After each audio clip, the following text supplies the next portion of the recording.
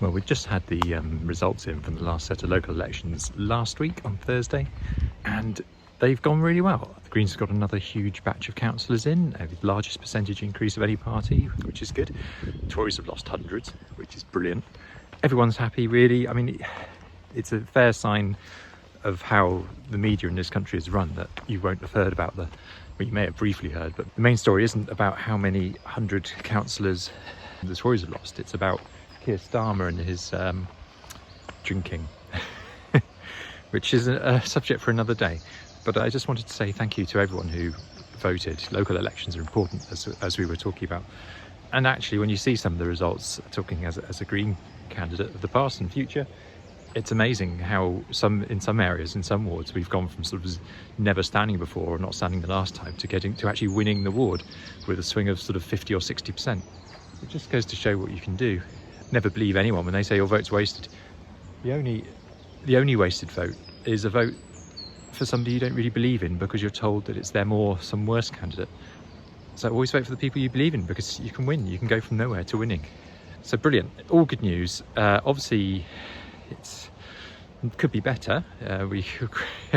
Optimum would be Tories losing all their seats, but a good set of local elections. And always be careful when you look at the media and see what the narrative is. Is the narrative that it's the worst set of Tory local elections for, I don't know, decades? Or is it something about what Keir Starmer may or may not have done?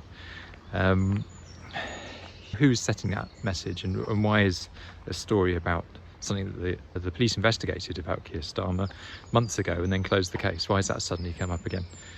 And where's the Sue Gray report on all those other things? And just how easily the public are manipulated into thinking about what the people in power want them to think.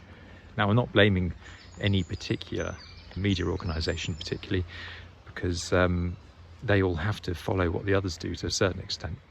I'm not going to bash the BBC, I'm not going to bash any other organisation really that has to lead with what effectively sells eyes and views.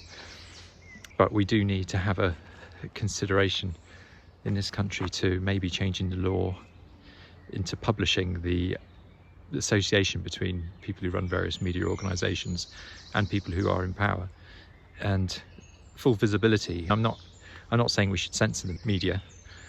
Censoring the media would be a bad thing, but we do need visibility about who actually owns it and who runs it, and the pressure they can put on news organisations to say what they think they should say.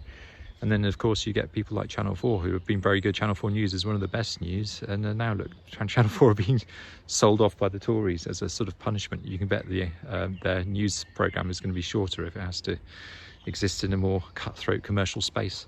So anyway, I'm going off tangent. A good set of election results. Well done everyone for voting.